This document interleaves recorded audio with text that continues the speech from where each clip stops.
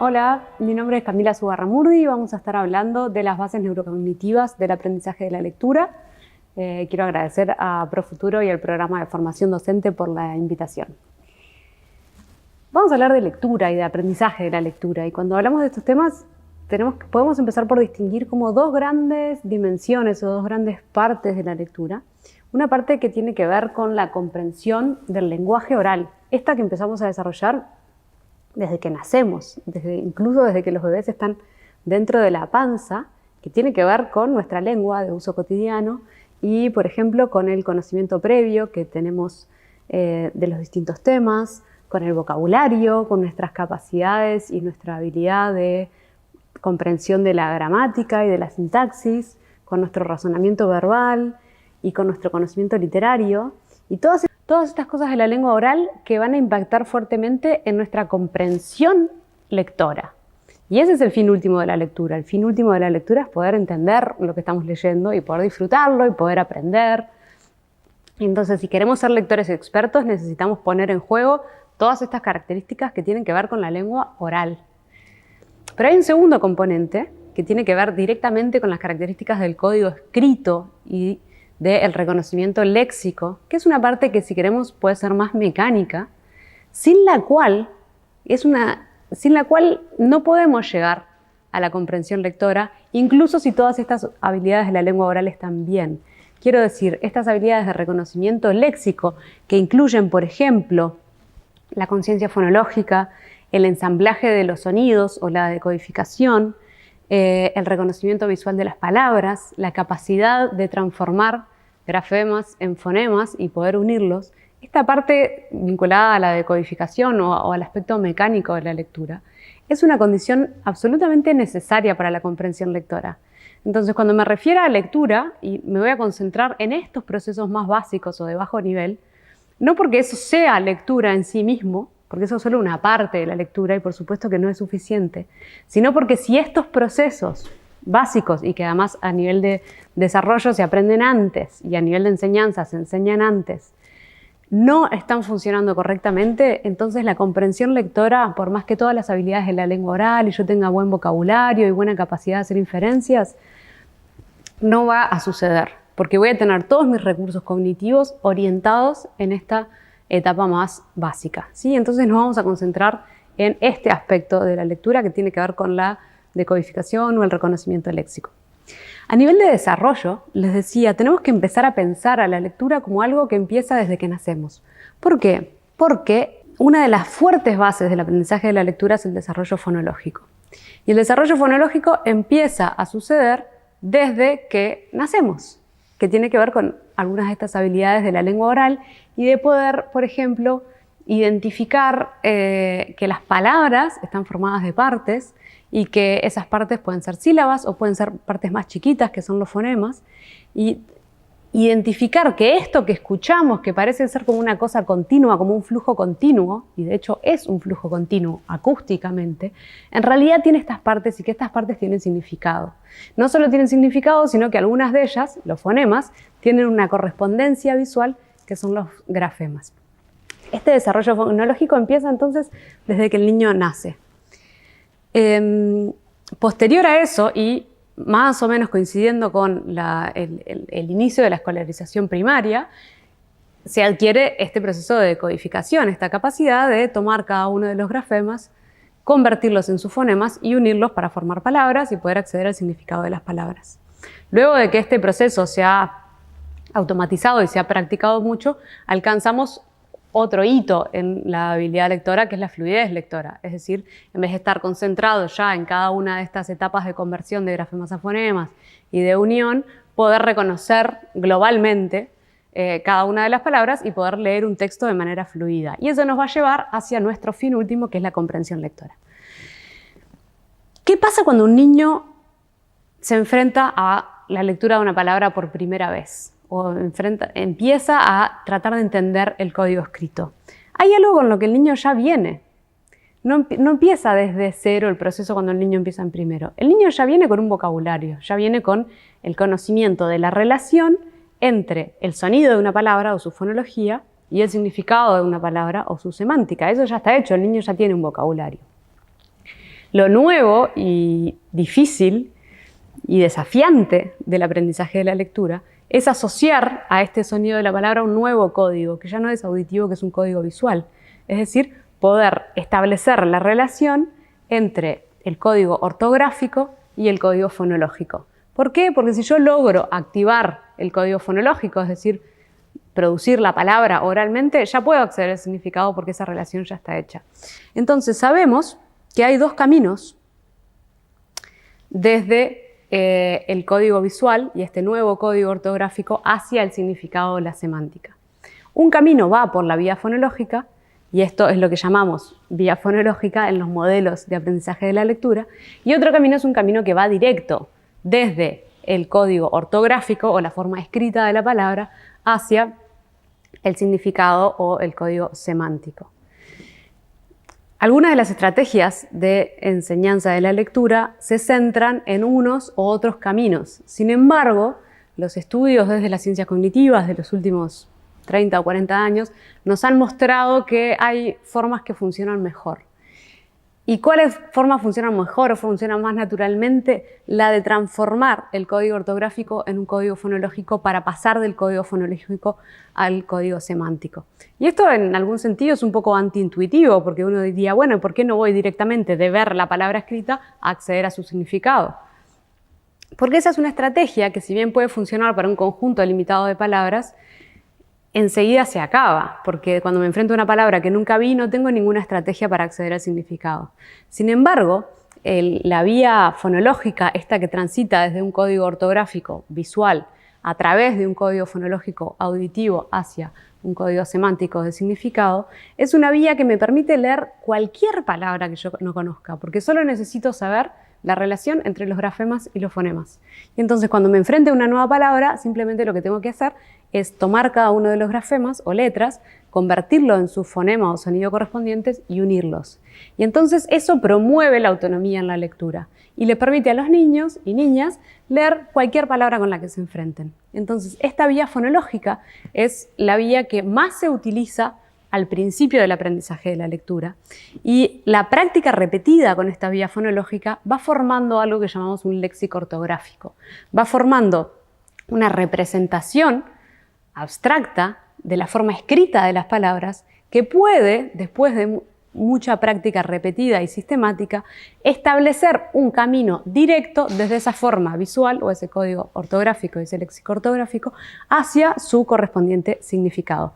Pero esto es algo a lo que alcanzamos, que se va formando en el sistema, y como les voy a mostrar ahora en el circuito de la lectura, y lo tenemos bastante bien descrito también a nivel neural, luego de la experiencia lectora y con la experiencia lectora. ¿Sí? No es un punto de partida, sino es un punto de llegada.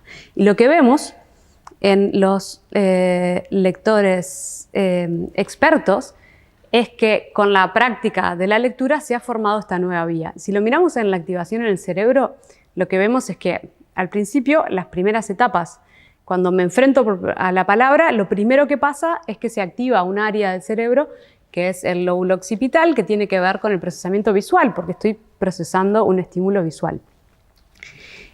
Esa área del lóbulo occipital se conecta y posteriormente se activa un área que es muy particular, que es el área de la forma visual de las palabras. Y el área de la forma visual de las palabras es un área que responde a estímulos que pueden ser palabras reales o palabras inventadas, escritas, pero no a conjuntos de símbolos, por ejemplo, que no representan nada. O sea que es un área especialista en la lectura. Pero esto es muy curioso. ¿Por qué? Porque si pensamos en términos evolutivos, la lectura en realidad es muy reciente en la historia evolutiva de la humanidad.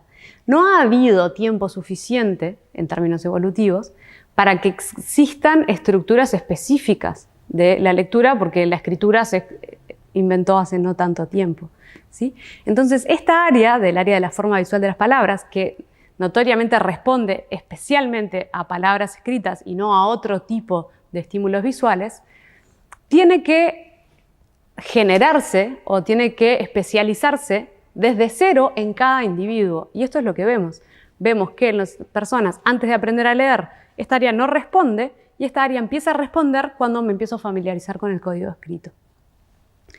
Y también es curioso ver que, por un lado, es un área que se especializa en el código escrito y, por otro lado, está en todas las personas casi exactamente en el mismo lugar del cerebro, independientemente de en qué sistema de escritura estemos hablando. Y entonces, eso nos habla de, por un lado, tenemos como esta visión de que cada niño, por ejemplo, tiene como sus características personales y su singularidad, pero también todos tenemos un mismo cerebro que tiene características comunes. Y entonces algunas estrategias parecería razonable pensar que tienen que ser comunes a todos. Luego de que se activa esta área de la forma visual de las palabras, en los niños que están aprendiendo a leer se activan áreas de procesamiento fonológico, áreas que están muy vinculadas a la corteza auditiva primaria, o sea, el procesamiento de los sonidos. Y esto otra vez nos vuelve a hablar de esta vía de la que hablamos, que es la vía fonológica, ¿sí? O sea que pasamos de áreas vinculadas al procesamiento visual a áreas vinculadas al procesamiento auditivo. Y después de que se activan áreas vinculadas al procesamiento auditivo, que están en el lóbulo temporoparietal, se activan áreas vinculadas al significado de las palabras, que a grandes rasgos están distribuidas a lo largo de toda la corteza cerebral, pero que tienen algunos puntos particulares donde se da como la integración del significado de las palabras.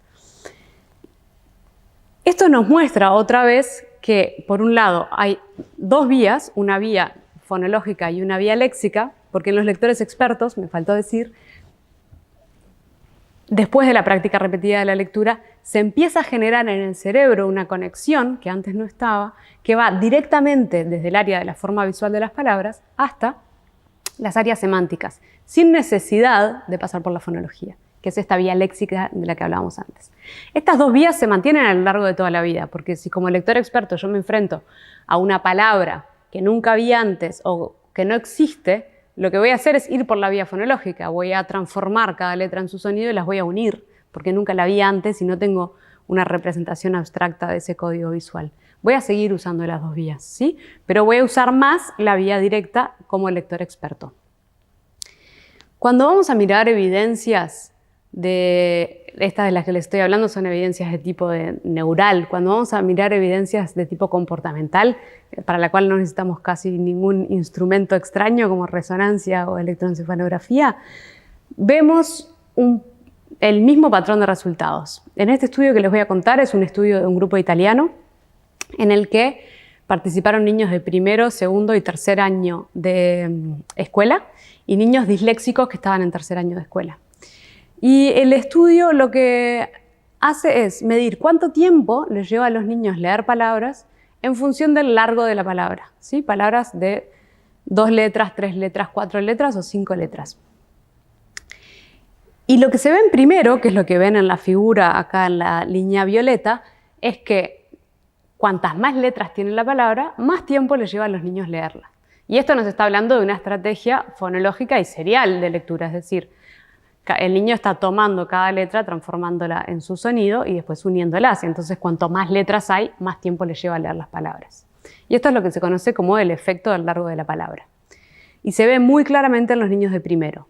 En los niños de segundo, que acá están con la línea un poquito más violeta, se ve también este efecto. Se ve que cuantas más largas son las palabras, más tiempo le llevan, pero el efecto disminuye un poco, es decir, ya no importa tanto el largo de la palabra como en primero, y además que en general leen más rápido, normalmente los niños de segundo leen más rápido. En tercero de escuela ya este efecto desaparece, que es la línea azul que está abajo. Eso quiere decir que en tercero de escuela el niño se enfrenta a una palabra de 2 letras, de 3 letras, de 4 letras o de 5 letras y le lleva al mismo tiempo leerla. Entonces ya no está usando esta estrategia de vía fonológica de transformar cada letra en su sonido y unirla, sino que está reconociendo la palabra globalmente. Y digo globalmente porque en realidad lo que está haciendo es procesando las letras en paralelo. Y entonces ya no se ve el efecto del largo de la palabra. Lo que nos habla de que ya se ha formado esta vía léxica o esta vía directa y que el niño está usando principalmente ese camino. Y ese es el camino que lo lleva a la fluidez. En los niños disléxicos de tercero, que es la línea más oscura que se ve acá, lo que se ve es que se mantiene el efecto a lo largo de la palabra. Es decir, los niños que están en tercero pero que son disléxicos siguen usando esta estrategia de conversión grafema-fonema, que es una estrategia que, como les decía antes, es muy productiva porque nos permite enfrentarnos autónomamente a cualquier palabra y poder leerla, pero que requiere muchos recursos cognitivos, porque tengo todos mis recursos cognitivos puestos en transformar cada letra en su sonido y unirlos. Y para poder alcanzar la fluidez lectora y por lo tanto la comprensión, necesito liberar esos recursos. Necesito haber pasado al uso de la vía léxica. Pero esto solo se llega con práctica y sistemática y con una enseñanza explícita del código.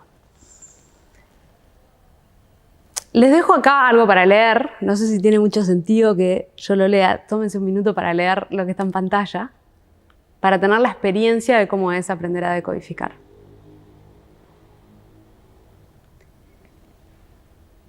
Da mucho trabajo. Dice, quizás no hubo días en nuestra infancia más plenamente vividos que aquellos que creímos dejar sin vivirlos, aquellos que pasamos con un libro favorito.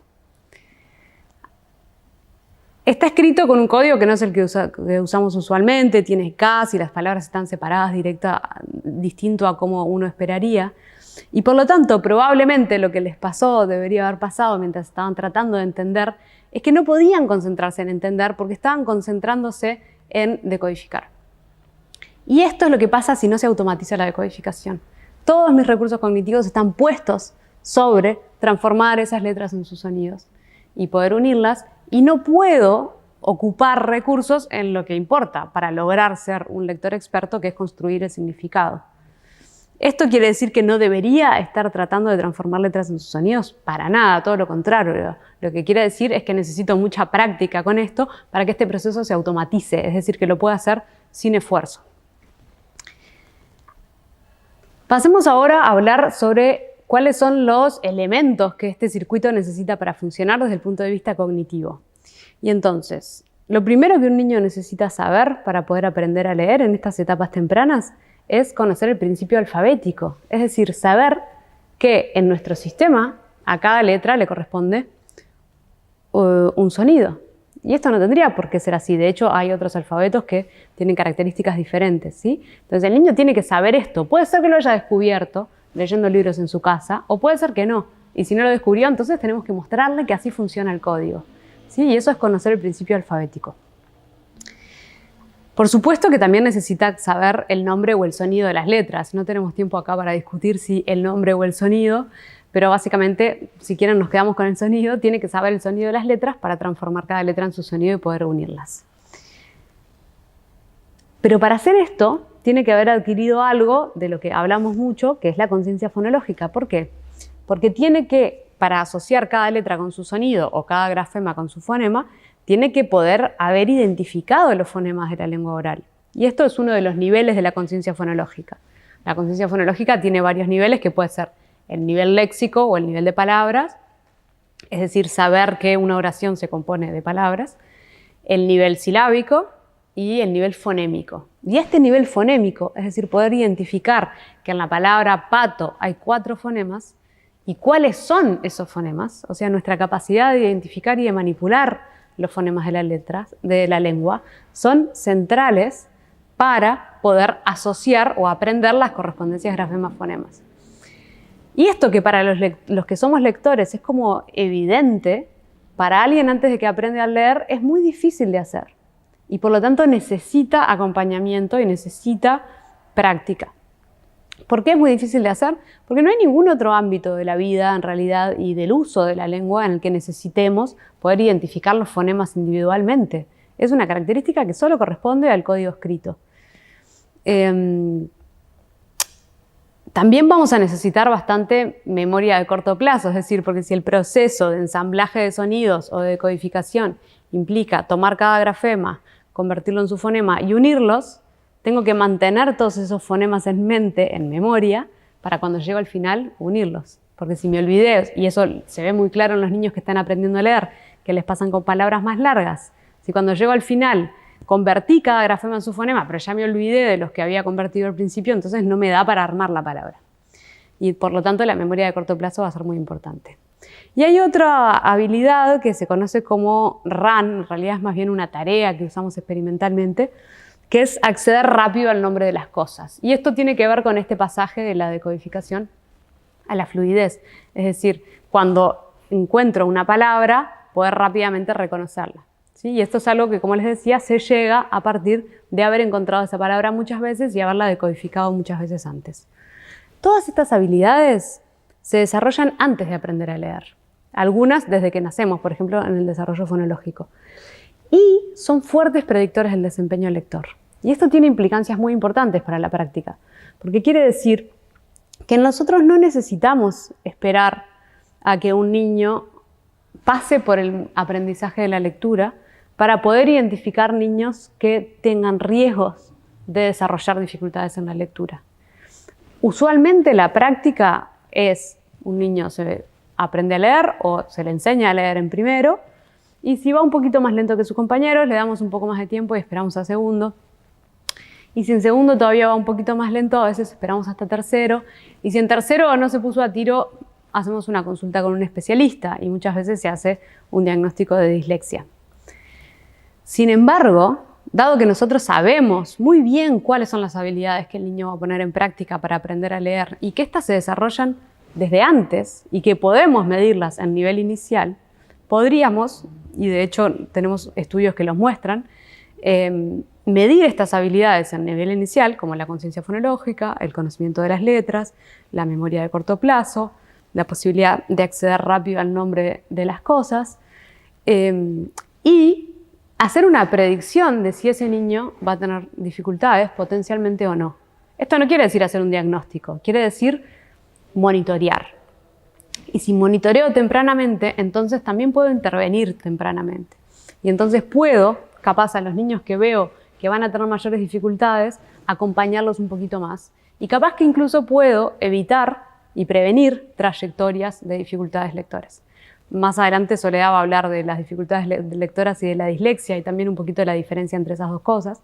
Y vamos a ver que en muchos casos, si yo tempranamente, incluso a nivel inicial, identifico a los niños que necesitan un poco de apuntalamiento en estas habilidades y hago algo al respecto, evito que tenga dificultades en la lectura en el futuro. Y además le evito las consecuencias de haber pasado 3 años tratando de leer y no pudiendo y por lo tanto desarrollando una actitud negativa hacia la lectura, teniendo menos experiencia lectora que sus compañeros y toda la cascada de consecuencias que ocurre en un niño que está pasando por un proceso que claramente no está disfrutando porque le está siendo demasiado difícil. ¿Qué implicancias tienen estas bases neurales y bases cognitivas del aprendizaje de la lectura para el aula? Acá les traigo algunos puntos que pensamos que pueden ser importantes.